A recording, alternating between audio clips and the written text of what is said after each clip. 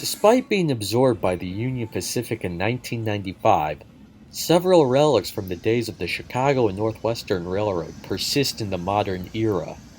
Pullman bi-level cars still carry passengers on Metra's commuter lines, and patched and repainted units continue to haul freight for the Union Pacific.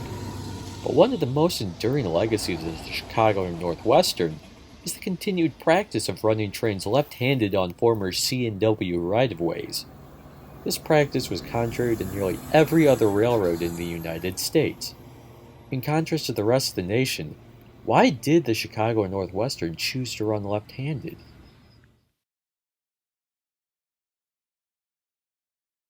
To answer this question, we must first understand the history and origins of the Chicago and Northwestern.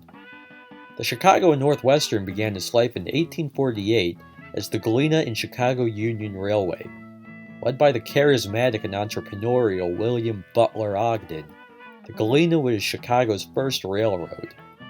The first division of the Galena was built from the Chicago River to Elgin, a total of approximately 42 miles of track. Initially a single-track main line, the Galena built its stations on the left-hand side of the track when headed inbound into Chicago. As traffic and demand grew, so did the need for a second track. The Galena's second president, John Bice Turner, made the decision in 1855 to double-track the main line. With existing stations, this created a problem running trains right-handed. With a train running right-handed, passengers would need to cross the track in dark early morning hours to get to their platform, a potential danger. Additionally, most passengers bought tickets and used the waiting room in the morning and promptly left the station in the evening after their commute. Running trains right-handed meant that in order to keep this practice, stations would have to be relocated to the other side of the track. Running trains left-handed, however, meant that existing stations did not need to be relocated, and only a simple platform needed to be built on the opposite side of the tracks.